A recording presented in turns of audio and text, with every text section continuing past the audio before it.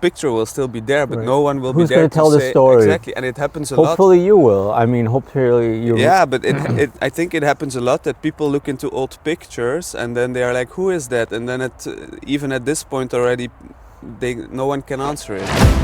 Welcome to Could Be Genius, where half-baked ideas get to shine. We're not here to make it perfect, just to see how far it goes. Then it's your problem.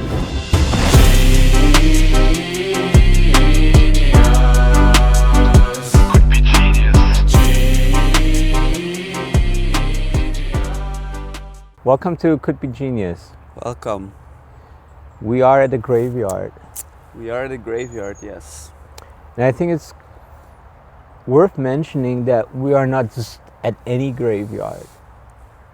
It's a special one, huh? Yeah, I think it's special. And I didn't know this for a long time, but Mozart was buried here. Yeah. We just passed his grave. Yeah. Impressive? It's very impressive. Did you know there's this thing about Mozart? Wait, we're going into history now? Yeah. Okay. Let's go. No, I didn't know this, but... Someone did this research. No, I mean, honestly, I've always been a big Mozart and Beethoven fan. Oh, really? Yeah, since I was probably like 14 or so. In high school actually. And Mozart was a little bit, he had a lot of anxiety and things like that. And one of his paranoias was that he was worried that he would be forgotten. Okay. Because he realized, like a lot of trends and fashion and things like that come and go, it moves on and it gets forgotten. And he was worried that his music will get forgotten. And because of that... Like once he dies? Yeah, once he dies, that his music will be forgotten. And because of that, he was very particular about filing his music sheets, classifying them, and putting them into certain, categories, and naming them, etc., and preserving them, hoping that his music would be preserved. Well, it worked then, huh? Because people still know him now. Yeah, exactly. Or listen to his music. Yeah, and that made me think also, there's probably a lot of musicians out there who maybe didn't make it on the world stage. And I'm talking 300 years ago. Obviously, I'm not talking about 20 years ago. I mean, this still happens, but there's a lot of musicians, that were really good during this time, who also probably wrote down their music, but we don't know them. They're probably forgotten now because their music sheets got lost. Think about I didn't know that. Let that sink in. But I do know, for example, my girlfriend, she plays a lot of piano, and then you also have the notes, right? Sheets.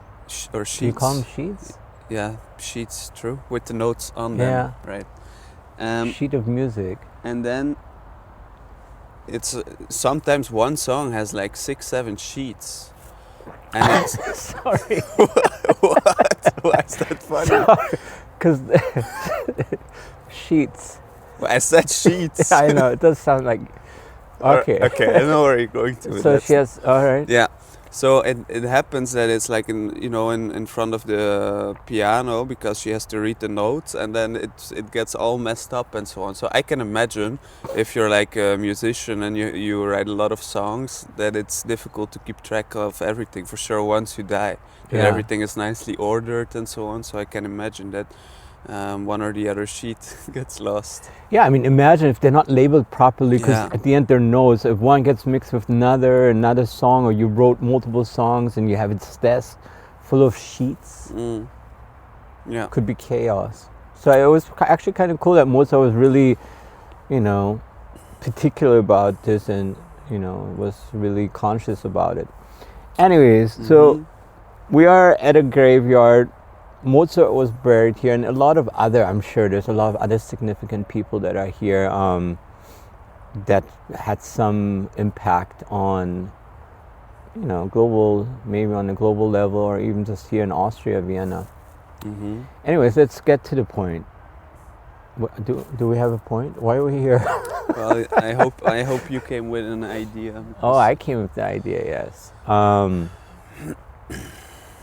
So yeah, I think today we have obviously there's a lot of means to record things so easily, right? You see it all the time. People see something, they just pull out their phone, they're recording. Whether Like when it's you go to concerts. when you go to concert, everyone's holding up their phone. True. So everything gets recorded, and I'm sure there will be a time when, you know, things will be discovered that maybe are not people notice now, but like 20 years from now, someone will find a video somewhere and say, oh, cool, you know, I found this cool video of something, you know.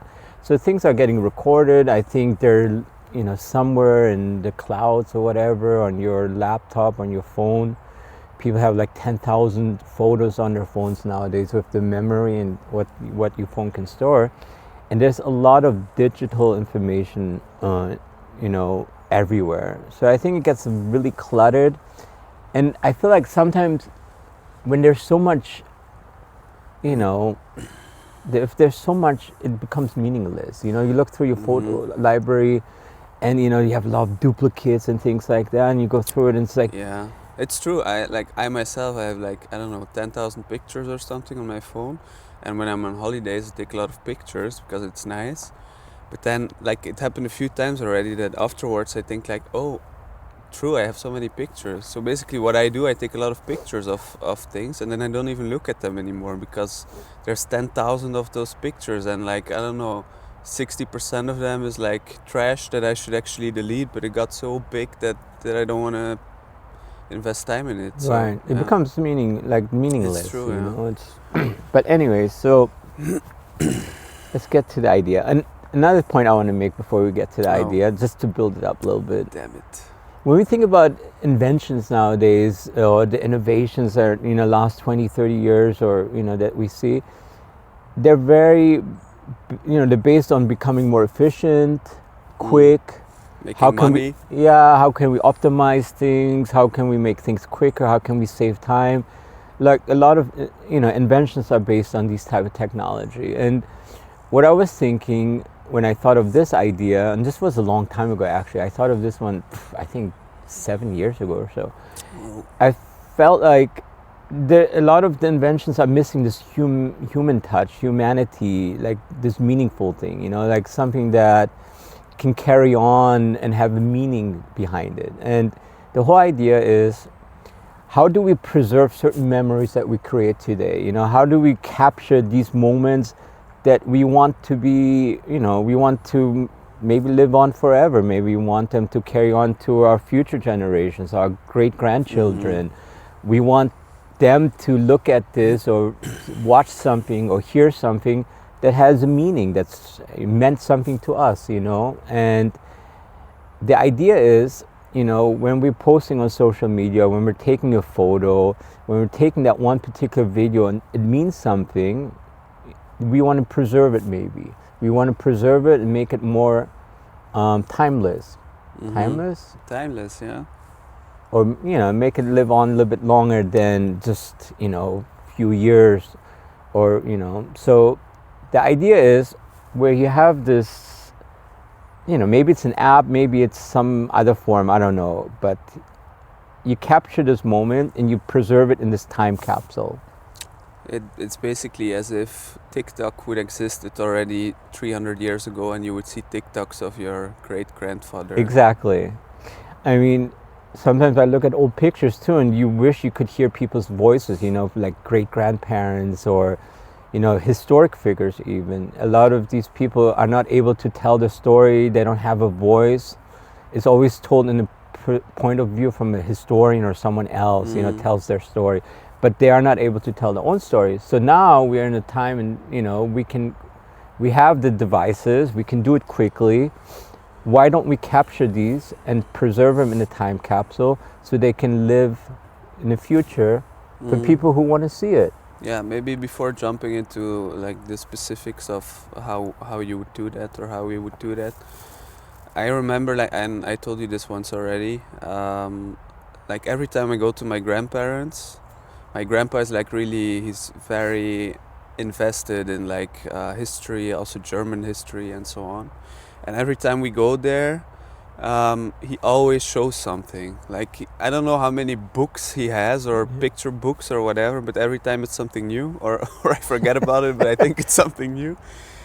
And then it happens a lot that he shows certain pictures, and then I'm like, who is that? Who is that? Who is that? And then he's like, oh, that's my grandma. That was my uncle, and so on. Yeah. So he tells me who all of those people are, and for me it's interesting because they lived in a completely different time and so on. Also the pictures, like the clothing and so on.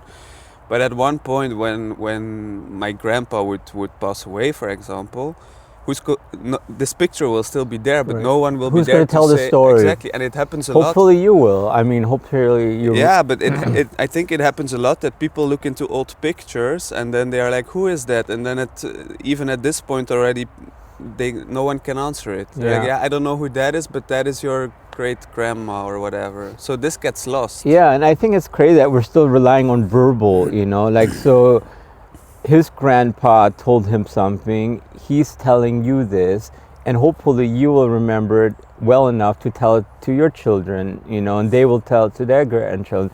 They'll have this album, hopefully it will not get destroyed, or will be preserved through multiple generations, but the story is still verbal. The pictures Yeah, obviously are not exactly. telling the story. No. But that's the thing. Today we live in a time where, I want to leave a story behind or something that means something, maybe a voice recording, but not just on my phone or on my laptop or on some hard drive or something like that will get lost and it will not mean anything. It has to have a purpose. It has to have a meaning. It needs to be stored somewhere that can be easily passed on. And I think that's the main idea. Something that needs to capture it easily. It needs to be easy, 2 steps, capture a certain memory, a message, a writing, a email, a photo, and then it needs to be easily moved on and transitioned to something else in the future. But then it has to be some sort of timeless format because, like in the beginning, you mentioned apps, but like obviously, I don't know, even 20 years ago, there were no apps, right? And 20 years ago, no one knew that in 20 years from then there were gonna be smartphones and and apps and Google Maps and whatever. So I think that's maybe part of the difficulty because we are here right now, so we also don't know what's coming in 20 years, right? So to pass on to our children, okay, well, the phone will probably still be there, or maybe you can do it with an app or something. But to get information from the past, there were no apps. To look into the further future, maybe there's again no apps. So I think for me that's a bit the thing that's in my head now. How do you find like a timeless thing? Because if it's a cloud solution or it's an app or it's something on the smartphone, I don't know. I think in 100 years or maybe even faster, maybe there won't be any maybe there's a completely different system. So how do you do that? Yeah, I mean, there will be always different systems. I mean, new inventions, etc. But I think there's always time to transition. There will be devices to transition into this new device or this new technology. So I think there will be always a bridge being built. Now we're moving away from, let's say, the internet, right? But everything that's on the internet needs to be carried over to this new medium. And so I think there will be a bridge. So hopefully this will be able to make it over onto that bridge that takes it to the next level, whatever it may be, because who knows what it will be in 100 years. But then, okay, let's put it more concrete. Then, how do you see it? Let's go back to the reference of my grandpa, who always shows me a different photo book with different pictures. At some point, no one will know anymore who is who, or the pictures get lost or whatever. You also mentioned music, so you're already talking pictures. You're talking music, maybe videos, maybe old documents or something in writing. Like how do you see it? Like, how do you see the solution? Using your in grandpa as practice? an example. Yeah. What I would do if I were you, and if this is something that means something to you, I would videotape, and I have done this with my grandpa, videotape him, maybe tell the story, maybe take photos of his album and stuff like that, and build like this nice little digital memory box, and then you could save it onto this time capsule thing, this digital time capsule, because that means something to you and you want that to be preserved. You want that to be preserved for a long time, so you save it there. That's how you could do that, I think. Also, I think you bring up a good point, because I don't think this should be just on a digital app or whatever, because that could get lost somehow, or could be part of this, multiple thing that will get lost somewhere also in your phone, let's say. But then you could also, what if there was jewelry, let's say a ring, you want to give a ring to your daughter, she's now 17, blah, blah, blah, you give her jewelry. What if you could save this information in jewelry? And then somehow so basically you say this is the ring of your great grandma. Yeah. And it has all the memories You of. have this time capsule of your great grandmother, and then you put it into this ring. You give this ring to your daughter, and say, "Here you go," and then she can access this information. So the ring would have, for example, a little chip or whatever, Yeah. and this chip you can activate somehow on your laptop, or maybe in the future on something else, Yeah. and then it shows you this whole memory box. Right. I Yeah. think that is very meaningful, because I think indeed if it's only like an app or something, I think a lot of people will also not care, honestly. But if it's like maybe indeed jewelry, something ancient that is passed on, then it has more meaning as well. Because also even my grandma who passed away, she had a lot of jewelry, and like I know for my mom it's a very like emotional thing to keep those things. Right. So I think then if you have an add-on where you can even look into her life more and so on, I think that would be interesting to people. Yeah, I think. So I like the jewelry part. Yeah. Yeah, I think I keep calling it this app, but whatever this time capsule invention device is, it should be easily transmit this type of data. Sorry, that's all there is. No, it's fine. It should easily transmit this data into these objects, or even these urns or a mantelpiece or a statue or something Yeah. that has meaning, to be able to save this time capsule into it. The idea is 100 years from now, this will be forgotten. No one cares. Our Why would they? podcast, you mean? Huh? Our podcast? Dude, Well, this no, will our live on. podcast will live on forever. This will hunt us forever. I think the future generations on Mars will watch our podcast and say, wow, these guys knew what the fuck they were talking about. they were so underrated. Yeah, they were ahead of their time. Right. Right. Ahead of the podcast era. Yeah, I think it'll be maybe like good laughing material for them. But anyways, so I think and I was also thinking, let's say I'm 80 years old now, let's move to the future. And, my kids are older, and they have their kids and things like that. And, I've lived a good life, and I can, at this point in time, maybe build even on this time capsule and say, I want to leave certain memories behind. Maybe they don't care now, but maybe they'll care in the future. And so I prepare this thing, I'll prepare this stuff for them, I'll put it in the time capsule, and then I hand it over to them. And maybe in 20, 30 years later, it'll mean something to them, and then they'll appreciate it and they'll pass it on. Or maybe they can even add their story onto my story, and that story on that story, whatever the new technology is, it will merge into that technology. Yeah. And it could be something that can be preserved.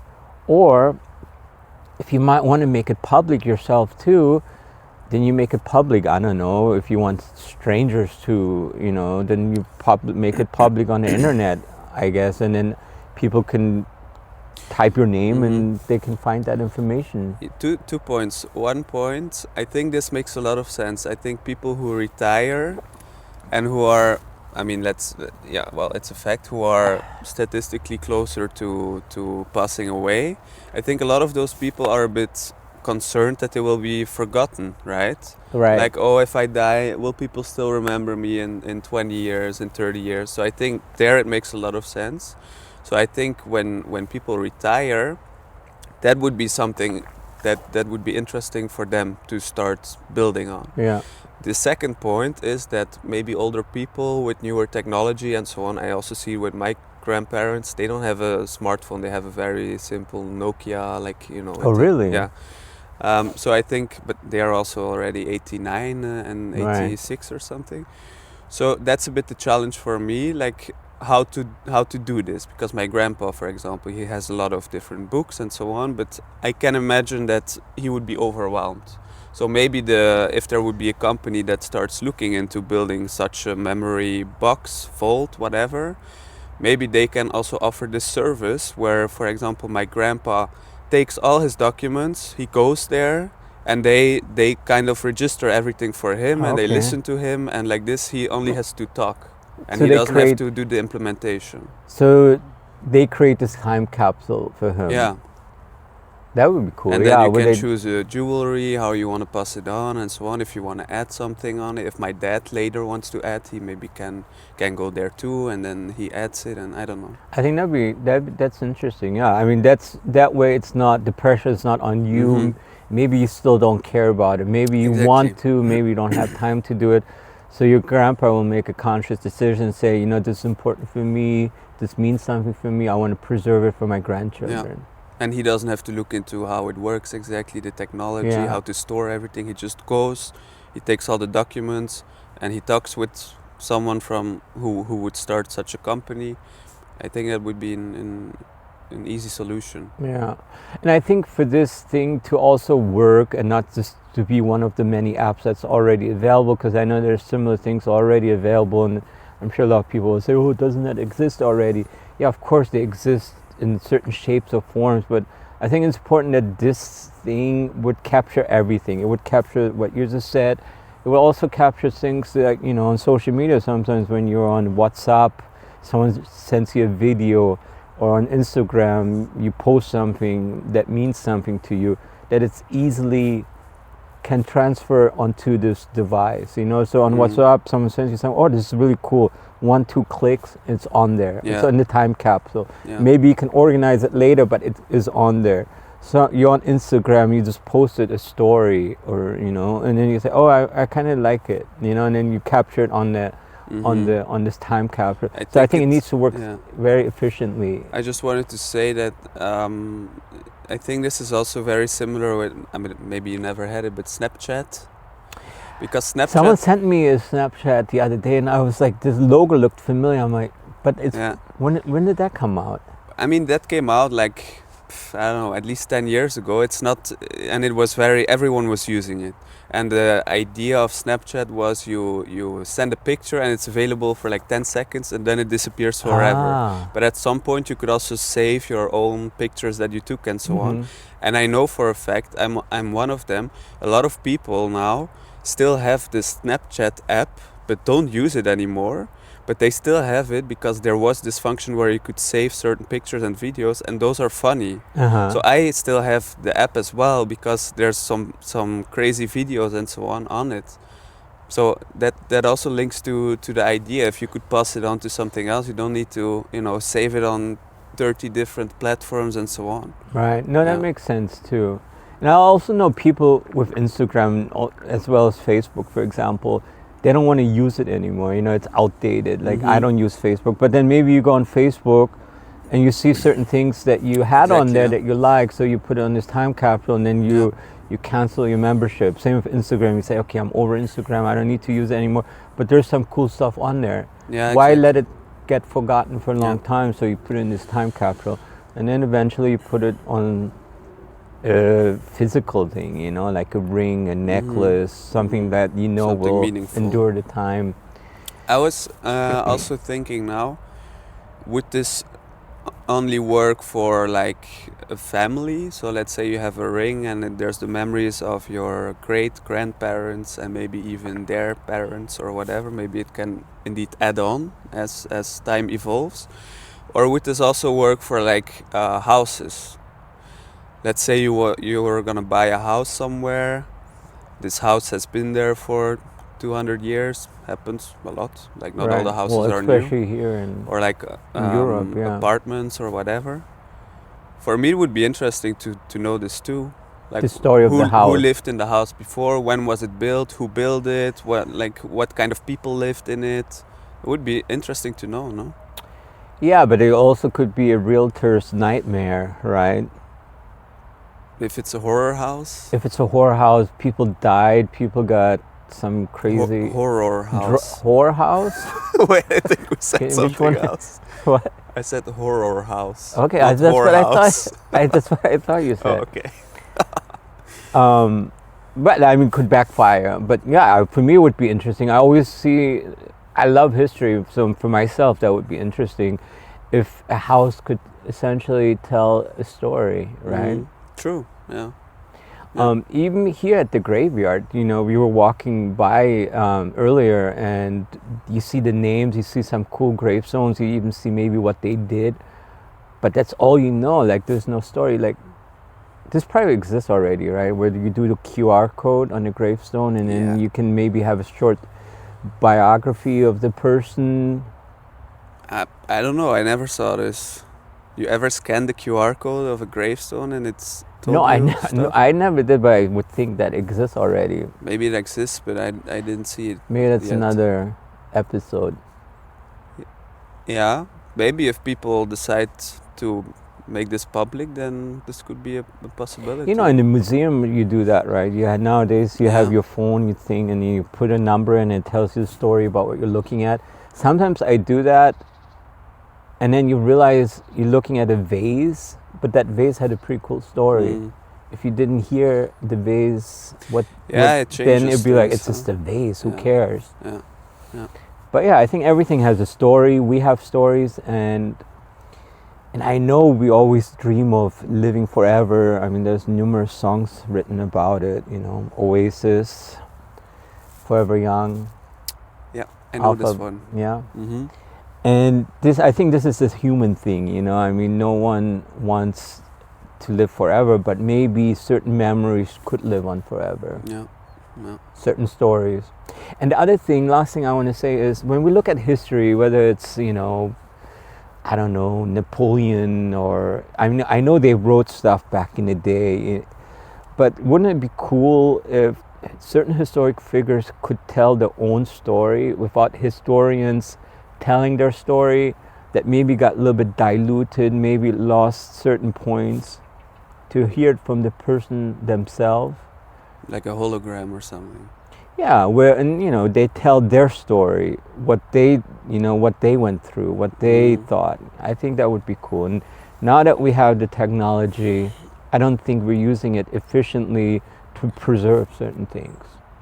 Well, I think now with AI, this should be not too difficult, right? Create a hologram, have the voice of the person, speak to it. Yeah, but that's not real. Wait, what, you want to build a real Napoleon? No, what do you mean? Like, build like a fake Napoleon and pretend like Napoleon is talking to me? No, I'm imagining now in a museum that you have a hologram of Napoleon and he's explaining his life. Yeah, but is it him? Yeah, of course it's not him. The guy died. Exactly. But I'm saying we can do that today. We can tell our story and preserve it for maybe a future museum. Okay. You don't want to... Where it's my real Yeah, voice, where it's my real thoughts in the museum. I'm not saying I'm going to be in the museum, but I don't know. Yeah. I Elon mean, Musk. I don't like him. Let's use someone else. Billie Eilish. Yes. Wouldn't it be cool if she prepared something for a museum? So 100 years from now, you go to the museum and there's, I don't know, a hologram of her or whatever, where she's talking to you. Her voice, her thoughts. And it was her for real. Not anything against her, but God forbid, something could happen to her and it'll be gone, and her music will live on for sure, but her thoughts won't. Yeah. All right. Well, that's Maybe. that's an add-on. Yeah. But I think to come back to your idea, I like it. I started liking it the moment you talked about this possible ring that has the memories that can be passed on, because I think that's where it becomes very meaningful, even if you're not interested in history and so on.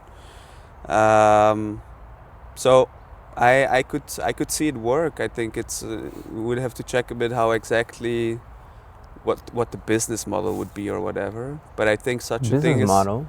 Yeah, I mean, That's not, but yeah. someone I think would, someone out there can worry about that. yeah, I mean, yeah, that's what all our watchers have to think of. But I think it's a unique solution, a unique way of preserving memories and passing them on. I don't think it exists to this point, or at least I'm not aware at all. So I like it. I think it could be genius. It could be genius. Yeah.